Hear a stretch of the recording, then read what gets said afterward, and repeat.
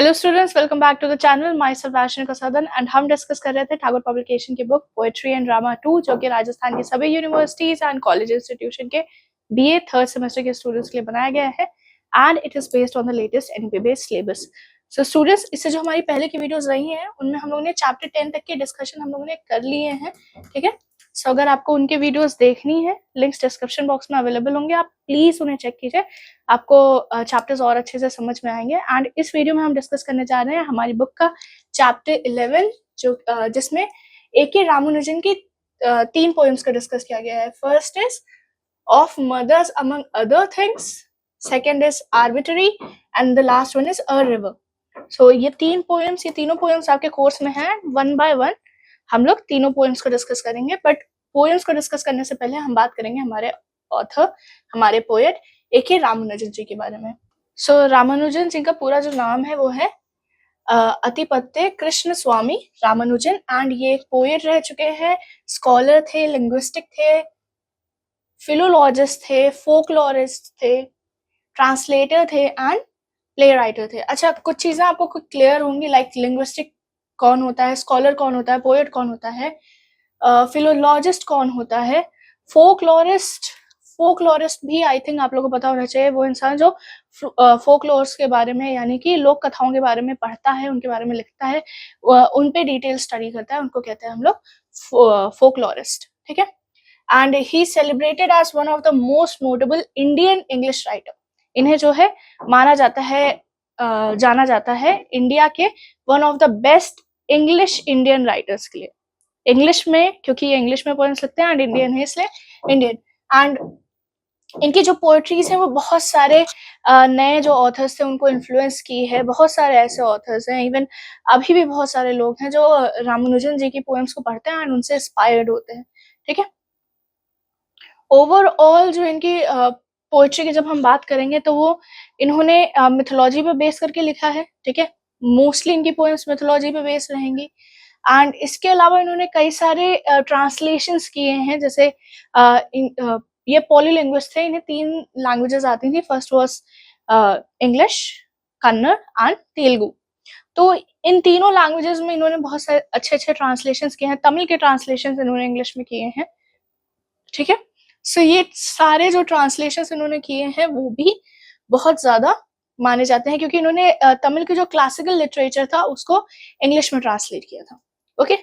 सो इनके early life की जब हम बात करते हैं तो he was born on 16 March 1929 in Mysore, and इनके फादर थे असूरी कृष्ण स्वामिनी। आई होप मैं नाम सही प्रोनाउंस कर रही हूँ। इनके फादर जो थे वो मैथमेटिशियन थे, प्रोफेसर थे मैथ्स के एंड एस्ट्रोनॉमर थे। एंड इनकी मदर का नाम था शीशामल। अगेन आई होप मैं नाम सही प्रोनाउंस कर रही हूँ, आई एम नॉट श्योर। ये होम मेकर थी, हाउस वाइफ थी, एंड जैसे मैंने आपको बताया कि ये मल्टी लिंग्विस्टिक थे, पॉलीग्लॉट थे। ये बहुत सारी लैंग्वेजेस में बात करना जानते थे, इनको बहुत सारी लैंग्वेजेस आती थी। एंड ओवरऑल इनका जो घर था, इनकी जो फैमिली थी वो भी मल्टी लिंग्विस्टिक थी। कौन कौन सी languages? English, Kannada and Tamil. इन तीनों लैंग्वेजेस में इनकी फैमिली में बात किया जाता था। ओवरऑल इनका चाइल्डहुड स्मूथ रहा है, थोड़े बहुत बेसिक स्ट्रगल्स रहे हैं, बट सबसे बड़ी ट्रेजेडी जो इनके लिए रही है वो ये थी कि at the age of 12 his father died. इनके 12 साल की एज में जो है इनके फादर की डेथ हो गई थी, ठीक है। ये एक सबसे बड़ी ट्रेजेडी थी जो इनके लाइफ में इम्पैक्ट भी करेगी। एंड आपके कोर्स में आर्बिट्री जो पोएम है वो इन्होंने अपने फादर पे बेस करके पोएट्री लिखी भी है, ओके। सो उसको तो भी हम आगे जाके डिस्कस करेंगे ही। इनकी स्कूलिंग की जब हम बात करते हैं तो इन्होंने स्कूलिंग स्टार्ट की थी।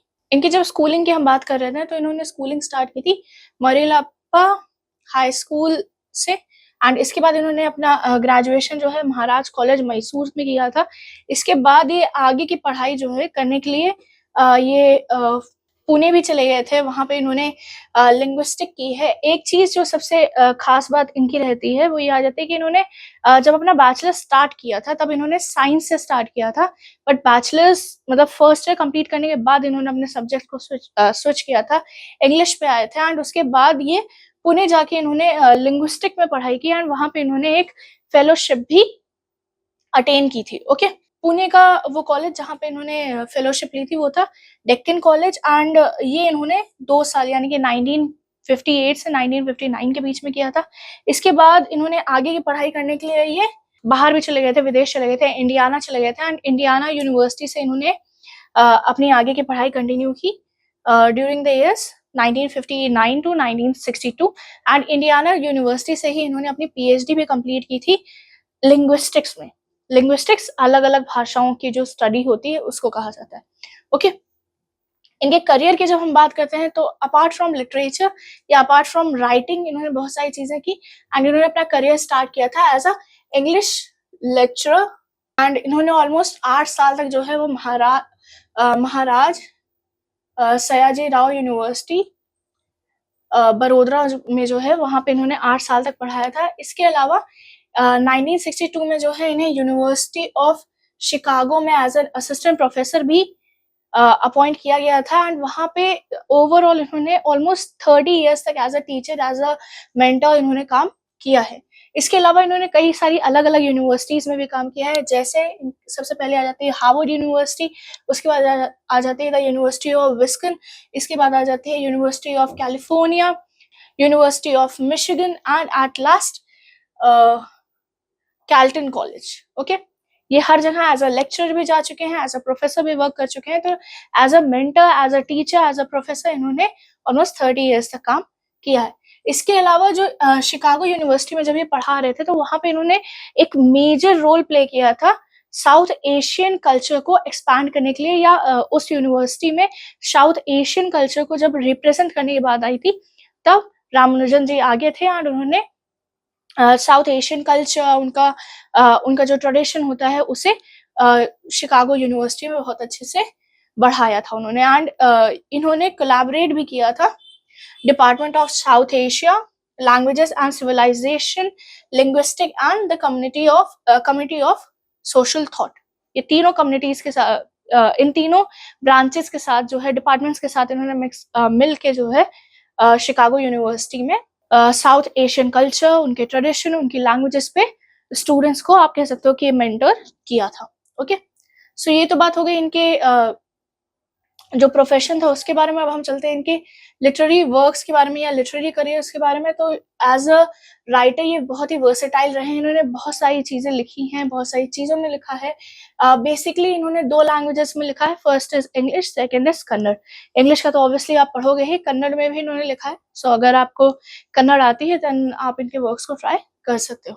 ठीक है, सो लिटरेचर में जब हम बात करेंगे, he worked as a poet, as a translator, as an essayist and उस टाइम पे भी इन्होंने कल्चरल थीम्स जितनी भी थी, कल्चरल इन्फ्लुएंसेस थे, मिथोलॉजी जो थी, फोकलोर जो थे, उन पे फोकस करके इन्होंने अपनी पोएम्स को लिखा है। सो सबसे पहली चीज जो इनकी पब्लिश हुई थी वो इनका एक कलेक्शन था कन्नड़ प्रोवर्ब्स का। प्रोवर्ब्स मतलब आप कह सकते हो कहावतें या जो लोकोक्तियां होती हैं, ठीक, उनका पूरा एक कलेक्शन इन्होंने बना के पब्लिश करा था 1955 में एंड इसी के साथ जो है इनकी लिटरेरी करियर जो है, इनकी जो लिटरेरी जर्नी है वो स्टार्ट हुई थी। सो फर्स्ट पोएम का कलेक्शन जो इन्होंने पब्लिश किया था वो था द स्ट्राइडर्स इन 1966। इसके बाद उन्होंने 30 ये वैसे तो 30 इयर्स के थे जब इन्होंने किया था अपनी फर्स्ट पोएम को पब्लिश। इसके अलावा इन्होंने कई सारे अलग अलग कलेक्शंस, पोएट्री कलेक्शंस पब्लिश किए थे, जिसमें कुछ नाम सबसे आगे आते हैं। वो आ जाते हैं relation in 1971, the second sight in 1986 and the collected poems of A.K. Ramanujan in 1995। अच्छा, ये बात याद रखिएगा कि ये जो कलेक्शन ऑफ कलेक्टेड पोएट्रीज है ये इनकी पोस्ट हथमस पोएम है, यानी कि इनके डेथ के बाद जो है ये पोएम पब्लिश की गई थी। ठीक है, अब पोएट्री के अलावा मैंने कहा कि ये ट्रांसलेटर भी थे, एसेइस्ट भी थे। So as a translator, as a essayist भी इन्होंने कई सारे काम किए हैं। ट्रांसलेशन इन्होंने किसमें किए हैं, तमिल, तेलुगु एंड कन्नड़ लैंग्वेजेस को ट्रांसलेट किया था इंग्लिश में। सो सबसे ज्यादा वर्क इनका कौन सा जाना जाता है, सबसे पहला आ जाता है द इंटीरियर लैंडस्केप, जो कि इन्होंने पब्लिश किया था 1967 में। इसके अलावा स्पीकिंग ऑफ शिवा इन्होंने पब्लिश किया था 1973 में। हाइम्स ऑफ द ड्राउनिंग जो कि पब्लिश हुआ था 1891 में। Poems of love and war ये पब्लिश हुई थी 1895 में। एंड ये सब जो है, आप एक चीज नोटिस कर रहे होगे, जैसे ये स्पीकिंग ऑफ शिवा हो गई, then the hymns of drowning हो गई, the poem of love and war, ये सब आप अगर आप सिर्फ टाइटल पे ही फोकस करो तो टाइटल से ही क्लियर हो रहा है कि ये कहीं ना कहीं हद तक जो है मिथोलॉजी या गॉड्स पे या इंडियन जो कल्चर है उस पर बेस करके लिखा गया है। ठीक है, ये तो कुछ मतलब इनडायरेक्टली आपको कनेक्शन मिल रहा होगा, बट कुछ ऐसे एसेज इन्होंने लिखे हैं जो इंडियन मिथोलॉजी के साथ डायरेक्ट कनेक्टेड है। ठीक है, डायरेक्टली कनेक्टेड है। नाम देखिए जरा। सबसे पहला आ जाता है द इंडियन ओडिपस। ओडिपस वैसे तो एक ग्रीक कैरेक्टर है, बट इन्होंने उसका इंडियन वर्जन भी अपने एसे में मेंशन किया था। इसके अलावा on folk मेथोलॉजीज and folk Puranas, इस पे भी इन्होंने लिखा है ऐसे। ठीक, पुराण्स को भी इन्होंने इंक्लूड किया है, फोकलॉर्स को भी इंक्लूड किया है। इसके बाद इनका नेक्स्ट ऐसे आता है हु नीड्स फोकलॉर, यानी कि लोक कथाओं की जरूरत किसे है। ठीक है, एंड सबसे ज्यादा फेमस, सबसे ज्यादा आप कह सकते हो जो पढ़ा जाता है वो आ जाता है इनका द कलेक्टेड एसेज ऑफ ए.के. रामानुजन। अगेन इनके डेथ के बाद पब्लिश हुआ है 1999 में। अब मैं बात करना चाहूंगी इनके जो सबसे कंट्रोवर्शियल या आप जो कह सकते हो एक ऐसा ऐसे जो कि एक टाइम पे यूनिवर्सिटीज में पढ़ाया जाता था, बट आफ्टर 2011 उसे बैन कर दिया गया था यूनिवर्सिटीज में पढ़ाने से। उसका नाम था 300 रामायण्स, 5 examples and 3 thoughts on translation.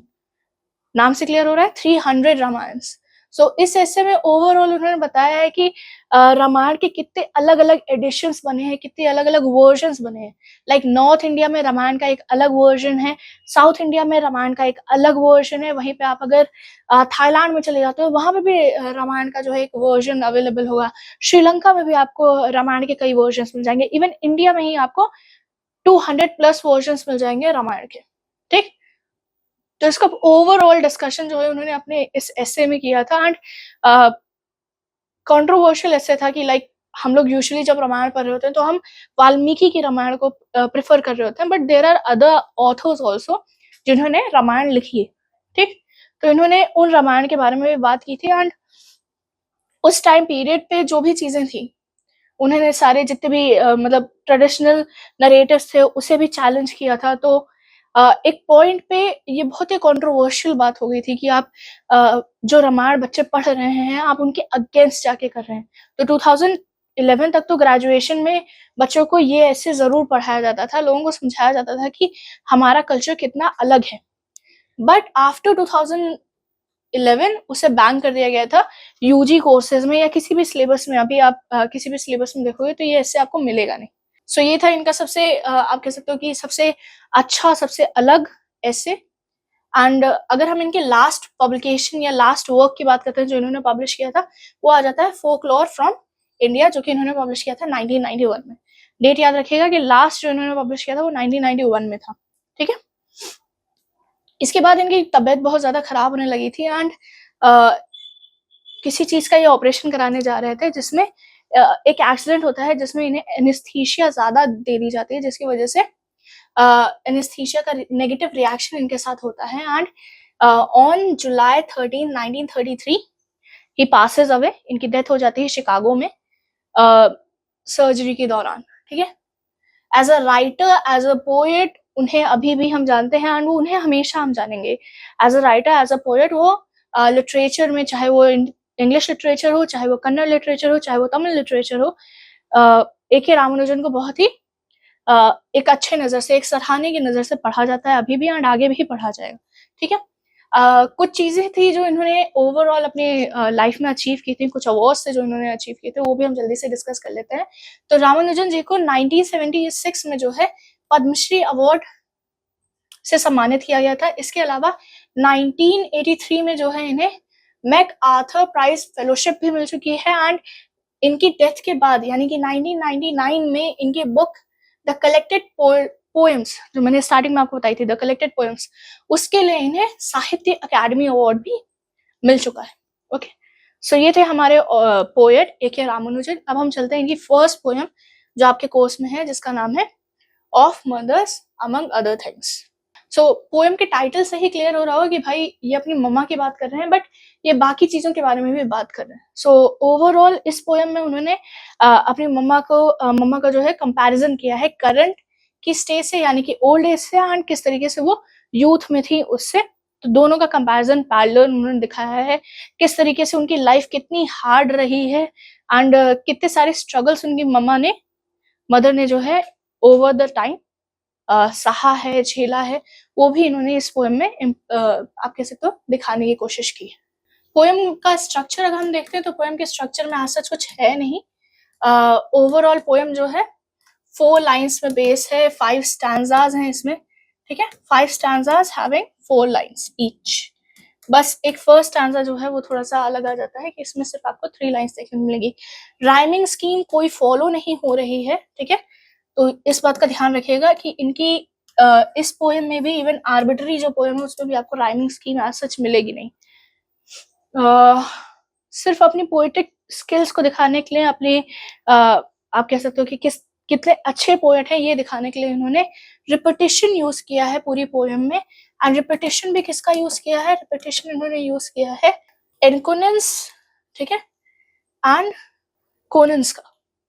एनकोनेंस, कोनेंस, जब किसी सेंटेंस में वोवेल साउंड्स बार बार रिपीट हो रहे हो उसको हम लोग कहते हैं एनकोनेंस। तब ये हम तब यूज करते हैं जब हम पोएम में या हमारी जो पोएट्री है उसमें हम एक रिदम प्रोवाइड करने की कोशिश कर रहे होते हैं, ठीक है।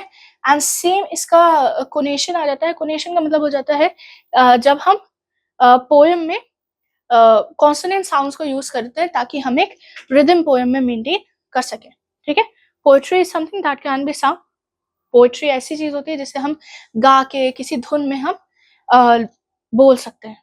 पोएट्री और लिटरेचर में या आप कह सकते हो फिक्शन में, प्रोज में यही डिफरेंस आ जाता है सबसे बड़ा, कि पोएट्री जो है वो गा के दिखाई जा सकती है, प्रोज को जो है वो गा के दिखाया नहीं जा सकता।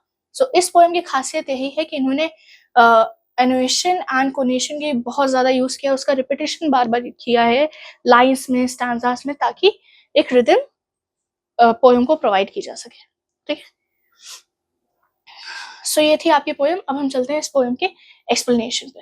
तो नेक्स्ट स्टैंजा पे चलते हैं। एंड ये लाइन आप याद रखिएगा, ये जो थर्ड लाइन है आपकी, फ्रॉम हर इयररिंग्स 3 डायमंड्स, ये नेक्स्ट स्टैंजा से कनेक्टेड है। तो नेक्स्ट स्टैंजा को ले लेते हैं एंड उसके बाद हम उसको कनेक्ट करके एक्सप्लेन करेंगे, ठीक है। From her earrings 3 diamonds splashed a handful of needles, and I see my mother run back from the rain to the crying cradles.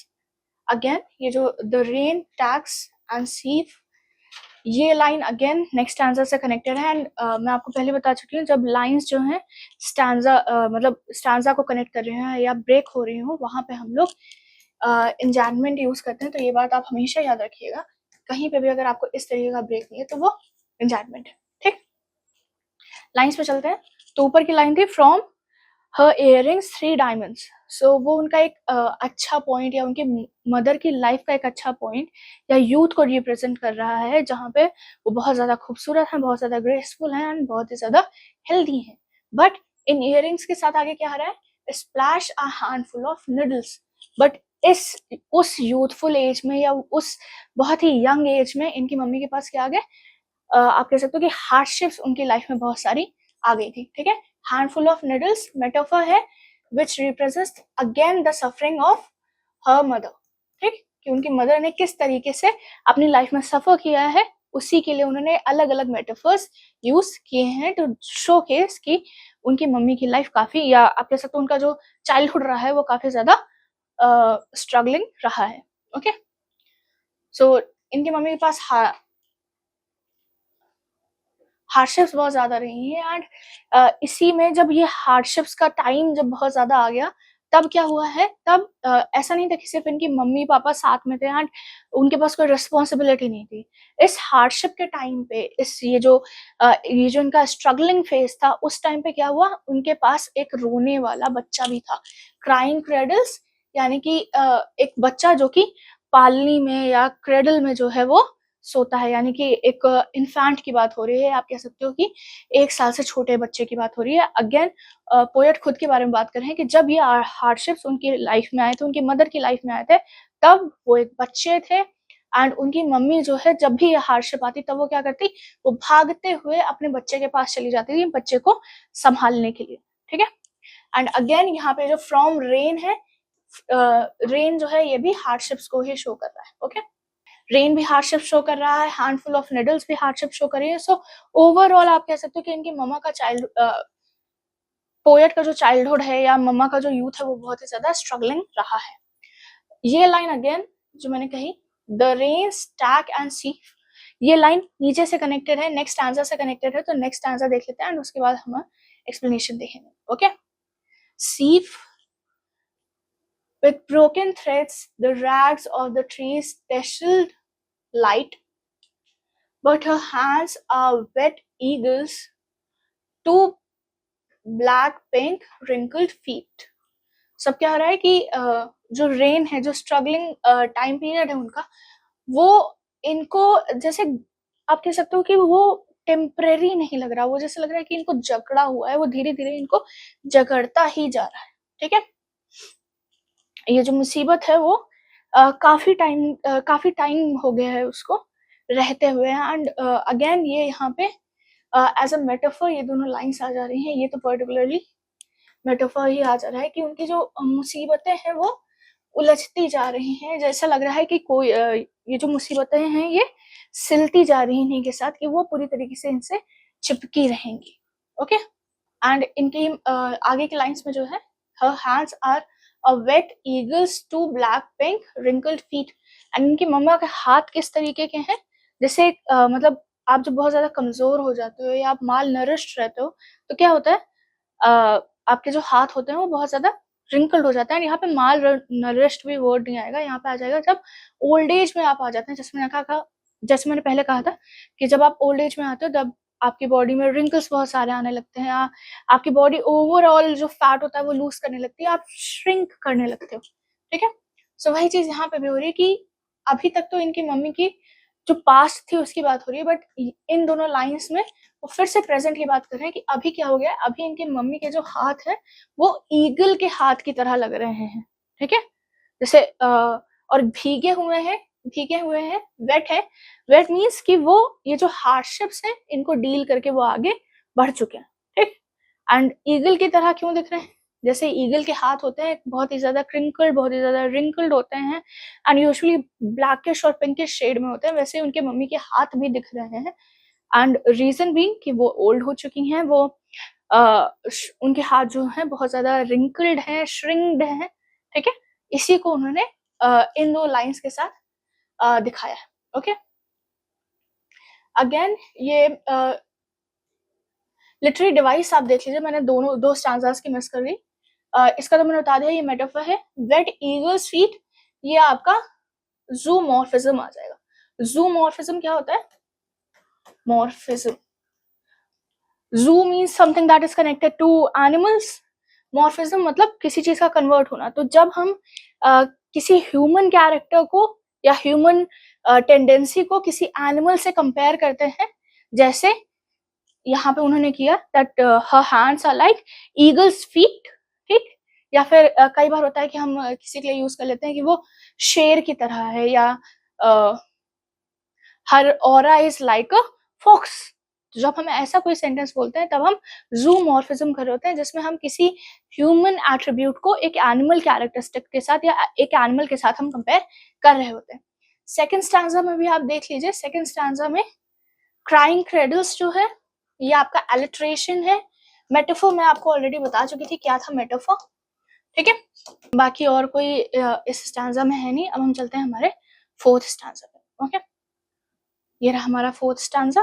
One talon crippled in a garden trap set for a mouse. Her saris do not cling, they hang loose feathers of a time wing.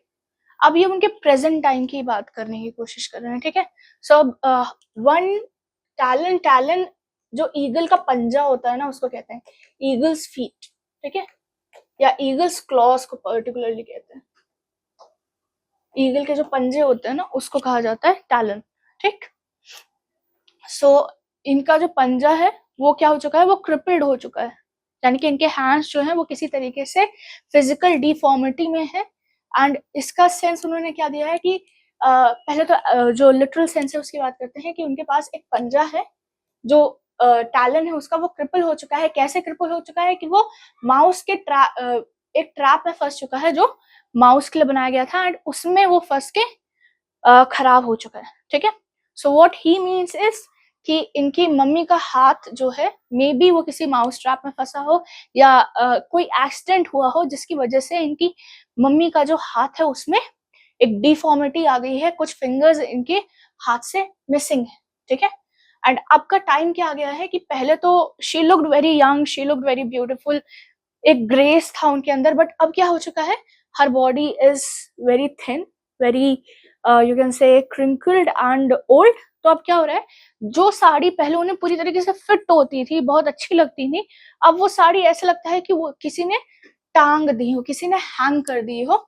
And वो साड़ी जो है usually अगर आप देखो कोई साड़ी पहनता है, आप अपनी मदर को ही देखोगे साड़ी पहनते हुए, तो साड़ी उनको प्रॉपरली मतलब उनसे, उनके बॉडी से वो प्रॉपरली क्लिंग्ड होती है, वो चिपकी होती है, ठीक। ऐसा नहीं लगता है कि भैया बस डाल दी है एंड इट्स लूज, उन्हें वो साड़ी चेंज करनी चाहिए, इट्स नॉट फिटिंग, ठीक है।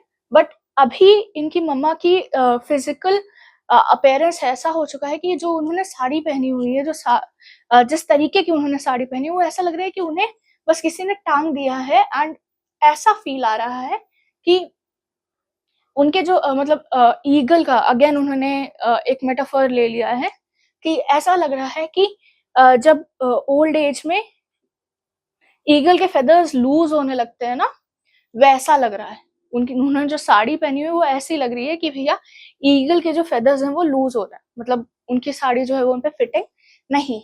ओके, पूरे स्टांजा में सिर्फ मेटाफर ही यूज हुआ है क्योंकि उन्होंने एक सिचुएशन के साथ हर चीज दिखाने की कोशिश की है, ठीक है। एंड एज सच और कोई लिटरेरी डिवाइस नहीं यूज हुआ। ओके, नेक्स्ट स्टैंजा देखते हैं। नेक्स्ट स्टैंजा है हमारा, my cold parchment tongue lick barks in the mouth when I see her four still sensible fingers slowly flex to pick a grain of rice from the kitchen floor. Again present tense की बात हो रही है, अभी जो उनकी मम्मा की situation है उसकी बात हो रही है। एंड वो कह रहे हैं कि जब भी मैं अपनी मम्मा को, अपनी मदर को जो है देखता हूँ, उनके हाथ को देखता हूँ एंड उनके हाथ को मतलब उनके हाथ ऑलरेडी रिंकल्ड हैं एंड उनके हाथ जो हैं ईगल के क्लॉज की तरह दिख रहे हैं। रीजन बीइंग कि वो बहुत ज्यादा सिकुड़े हुए हैं, रिंकल्ड हैं एंड सबसे बड़ी बात उनकी एक फिंगर मिसिंग है, उनके पास सिर्फ 4 फिंगर्स हैं। तो अगर आपकी एक फिंगर मिसिंग हो ना तो ऐसा लगेगा कि ये एक पंजा है, ठीक है। सो वही चीज वो बोल रहे हैं कि जब भी मैं अपने मदर को देखता हूँ, एंड मैंने एक सिचुएशन देखी जिसमें उनकी मदर जो है वो फ्लोर से एक चावल के दाने को उठाने की कोशिश कर रही थी, उठा रही थी। एंड इन दैट मोमेंट जब पोएट ने अपनी मदर को देखा तो उनका मुंह पूरी तरीके से सूख गया, ठीक है। एंड यूजुअली जब आपका मुंह पूरी तरीके से सूख जाता है तो ऐसा लगता है कि भैया अंदर कुछ हार्ड हो, कुछ मिट्टी जैसा हो या कुछ लकड़ी जैसा हो, ठीक है। उसी को यहाँ पे उन्होंने एक्सप्रेस किया है कि मेरा मुंह जो है वो पूरी तरीके से सूख गया था एंड इट फेल्ट लाइक कि मैं एक बार्क को, यानी कि एक लकड़ी की छाल जो होती है मैं उसे चाट रहा हूँ, मेरा मुंह इतना ज्यादा सूख चुका था। कब? जब उन्होंने अपनी माँ को देखा कि उन्होंने अपनी 4 फिंगर्स को, एक फिंगर तो कट चुकी है ट्रैप में, जब अपनी उनकी 4 फिंगर्स के हेल्प के थ्रू उन्होंने अपनी मम्मी को चावल के दानों को उठाते हुए देखा किचन फ्लोर से। Still sensible fingers, sound repeat हो रहा है, एलिट्रेशन है, ठीक है। इसके अलावा एक आता है सेंसिबल, ठीक है। एक आपका लिटरेरी डिवाइस आता है सेंसिबल, उसमें उसका सिंपल सा सेंस ये है कि जब हिसिंग साउंड यानी कि स साउंड या हशिंग साउंड बार बार रिपीट हो रहा हो, यानी कि ह साउंड जब बार बार सेंटेंस में रिपीट हो रहा हो, तब हम वो आप कह सकते हो हम वो लिटरेरी डिवाइस यूज करते हैं, ठीक है। बाकी यहाँ पे इन दोनों लाइंस में उन्होंने इमेजिनरी दिखाई है कि किस तरीके से उनकी मदर जो है वो अपनी फिंगर्स को फ्लेक्स करके ग्रेन को पिक करने की कोशिश कर रही हैं, ठीक है। सो ये है हमारा फिफ्थ स्टैंजा एंड इसी के साथ हमारी जो पोयम है वो कंप्लीट होती है। होप आपको ये एक्सप्लेनेशन समझ आया होगा, अच्छा लगा होगा। अगर आपको ये वीडियो अच्छी लगी है तो वीडियो को लाइक कर दीजिएगा। कोई डाउट, कोई क्वेश्चन, कोई सजेशन होगा तो आप कमेंट बॉक्स में कमेंट कर सकते हैं। चैनल को सब्सक्राइब कर लीजिएगा क्योंकि अभी आपकी बुक कंप्लीट नहीं हुई, अभी आपके कोर्स जो है वो बचा हुआ है एंड आगे के वीडियोस में हम आगे के चैप्टर्स को डिस्कस करने वाले हैं।